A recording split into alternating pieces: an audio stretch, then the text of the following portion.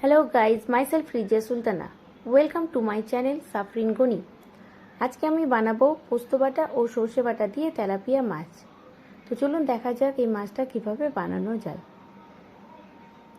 প্রথমে আমরা মাছটাকে লবণ হলুদ মাখিয়ে নিয়েছি।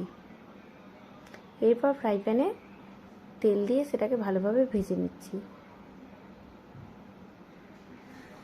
এপিট ওপিট মাছগুলোকে ভালোভাবে ভেজে নিতে হবে। আমি বাকি মাছগুলোকেও সেমভাবে ভেজে নিয়েছি।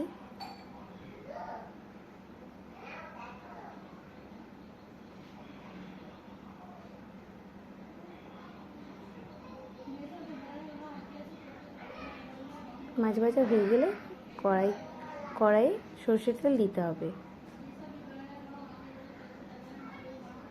এবার ওই তেলে আমি দিলাম কিছু পেঁয়াজ কুচি।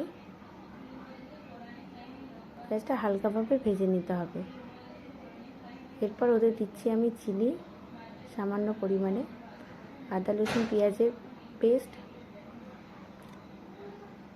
এরপর হলুদ গুঁড়ো, জিরে গুঁড়ো, ধনে গুঁড়ো, লঙ্কা গুঁড়ো ও স্বাদ মতো লবণ দিয়ে দিয়েছি। মশলাটা ভালোভাবে ভেজে নিতে হবে। মশলা ভাজা হয়ে গেলে ওতে পোস্ত বাটা ও সর্ষে বাটাটা অ্যাড করে দিতে হবে।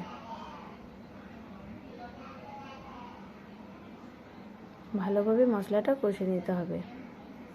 মশলা কষা হয়ে গেলে এবার ওতে পরিমাণ মতো জল দিয়ে দিতে হবে। এরপর ওতে ভেজে রাখা মাছগুলোকে আমি দিয়ে দিলাম। কিছু লঙ্কা কুচি দিলাম ও কিছু টমেটো কুচি। আমার রান্না প্রায় শেষের দিকে, আমার রান্না কমপ্লিট। আমার রান্না যদি আপনাদের ভালো লেগে থাকে আমার চ্যানেলটাকে আপনারা প্লিজ সাবস্ক্রাইব করবেন, লাইক করবেন, আর রান্নাটা কেমন হয়েছে কমেন্টে জানিয়ে দিলে খুব ভালো হয়। ওকে বন্ধু, বাই।